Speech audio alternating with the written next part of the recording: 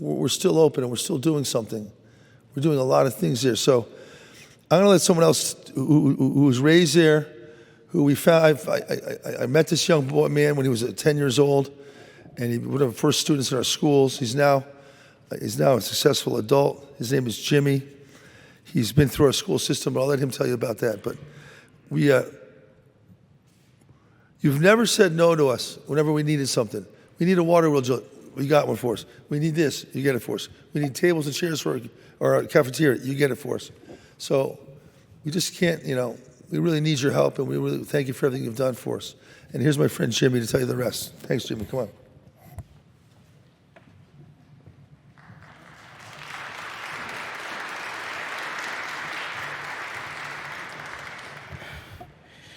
Good morning.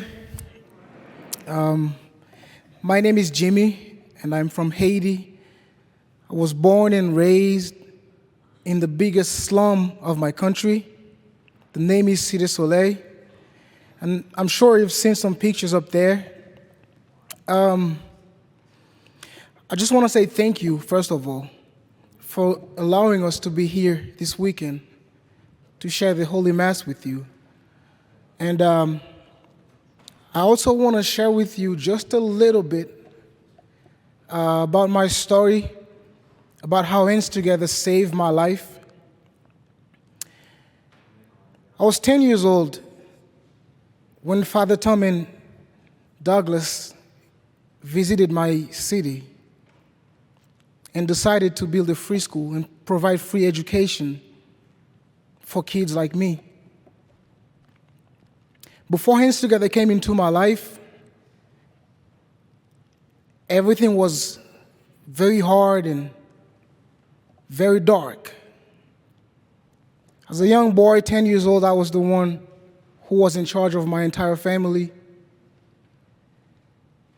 I had the responsibility to go out in the streets and beg people for money or clean cars just to bring enough money or food in the family. And I was also used by the gangs of my community. They say, hey, Jimmy, would you go to this corner right here? And if you see the police are coming, you just come back and let us know. Or Jimmy, just go to this neighborhood and walk for a few minutes and come back and tell us what you hear and what you see. Never been to school before, never had the chance to have a birthday cake or anything like that, never had the chance to socialize with other kids that has a different background or different story. But one day, my mom came in the house, and we all know how our mothers always know where to find the blessings to bring to us in the family. She came to me and said, hey, Jimmy, you going to school?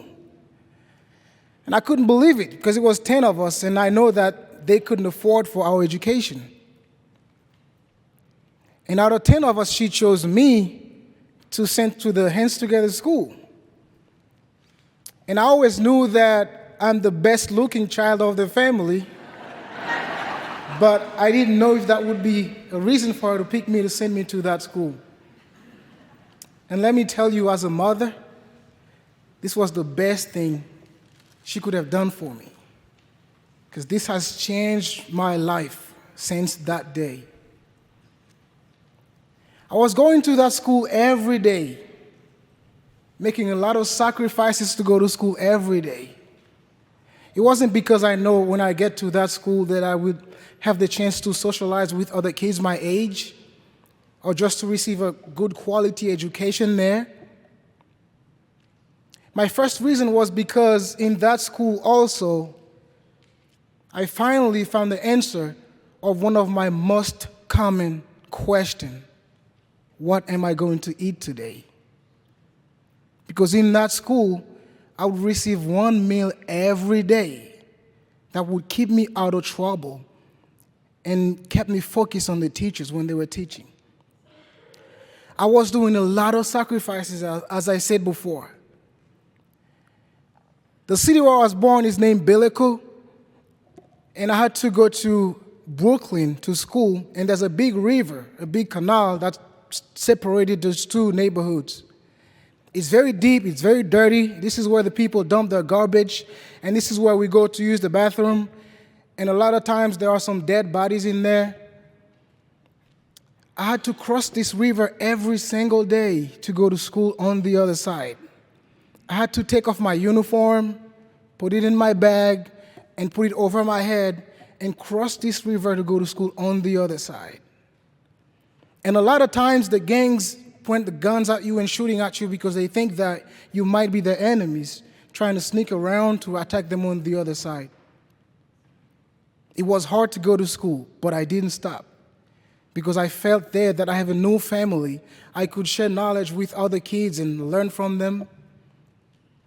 And as people like you would visit Haiti to visit the schools and visit the project that Hands Together has, I was the one to work with missionaries and tell them about the schools and the work that Hands Together is doing. And because of that, I had to pick up English. So I learned English by practicing a lot of English songs. And because of that, this gave me some kind of popularity in the school. And one day they decided to stop the school and organize an election just to get a student to be elected the president of thousands of students. And I was elected the president of that school. And this is the first day that I realized that, you know what? Maybe I can make something out of my life. And I keep on going to school, keep on moving on. And then later, throughout my life, I became the principal of the high school that I used to go. And thank you. And it's the best high school of my city. It's one of the best high school of the country that you help Hands Together build. And then when I became the high school principal, all my teachers were still there. My previous principal were still there. And I had a hard time with the parents because I was too young. I was like the youngest high school principal of the city and maybe of all the country. And the students, some of them are my age, and some of the teachers, they're way older than me, because being principal is a job, like in Haiti, is a job for people in the 90s, or 80 years old, or 50 years old. And I was 27 years old, so the parents they had a hard time to trust me because I was too young. So I wrote a song called C'est possible, it's possible. After the earthquake, my guitar was broken, and I pick up the strings from a bicycle brake. The bicycle brakes, there's some strings inside the brakes, and then I use them and fix my guitar and write the song It's Possible just to communicate with the parents. And finally, they accepted me as the principal of the school. I'm sharing all of this to you just to let you know how grateful I am for everything you've done for me. And I am one of those thousands of other young men that you saved their lives without even knowing them. A lot of times I know that you have doubt when you give money in the collection, or when you have your students make some little bracelet and send to us. You don't really know if we're receiving them. I am the example of the work that you've been doing in Haiti through Hands Together. You're not doing it in vain. If you can take me out of nothing, completely nothing. I had no future, no dreams, nothing. And you make of me a successful young man today. And when I mean successful, I'm not talking about having money or fame or being good looking. It's more of what you taught me over the years about being there for my people, about helping each other, about taking over, about loving other people. This is what Hands Together has been teaching me over the years. I'm here not only to say thank you. I'm here to let you know that you can do great things. Nothing is impossible. It's not just a sentence. It's real. Nothing is impossible. Like my dad used to tell me, hey, Jimmy, everything is possible.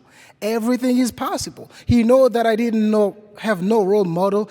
Everybody that I was watching in the neighborhood was gang guys that would have everything they need just because they have a weapon. It was so easy to join them. But he was telling me everything is possible. You can go to a different direction. He gave me a perfect example.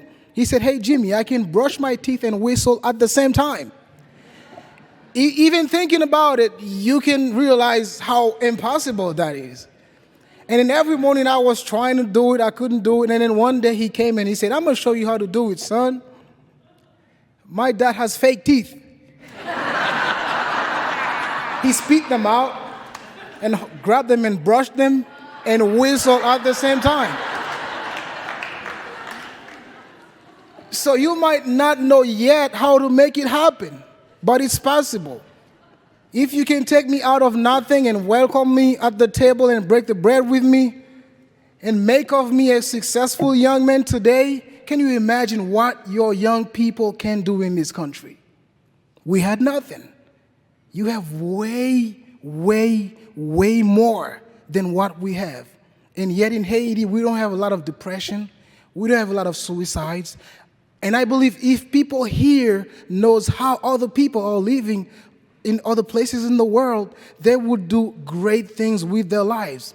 And they'd be grateful for what they have. I know that you're going through a lot of problems. I know sometimes you realize that it's impossible. You want to give up. No, it's possible. If you can make a man out of me, they can make great things for their communities. Thank you for giving me the chance to work with hands together. I owe you a debt that I can never repay, but I can promise that every gift that you give me, I'll use it to change my community. I'll use it to work with my people. Thank you so much for blessing me. Thank you so much for blessing my community. God bless you. Thank you so much. Thank you.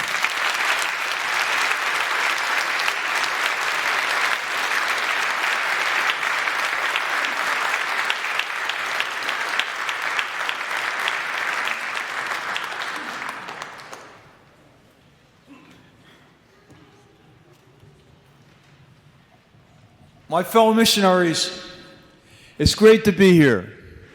As I look out at you now,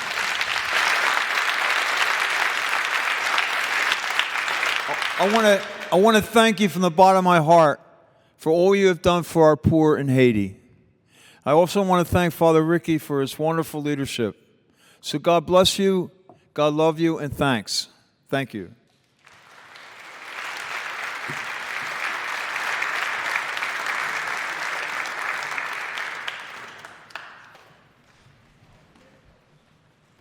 Good morning. My name is Chris Connolly, no relation to Monsignor.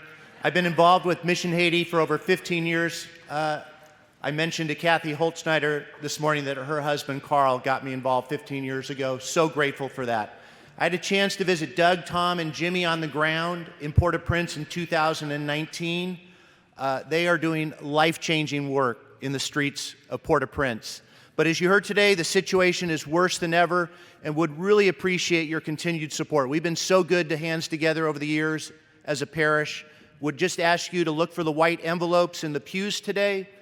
You can give online at Holy Family's website, or you can bring these white envelopes back next week if you don't have a check with you here today. But I just wanted to say on behalf of Mission Haiti, thank you for your continued support.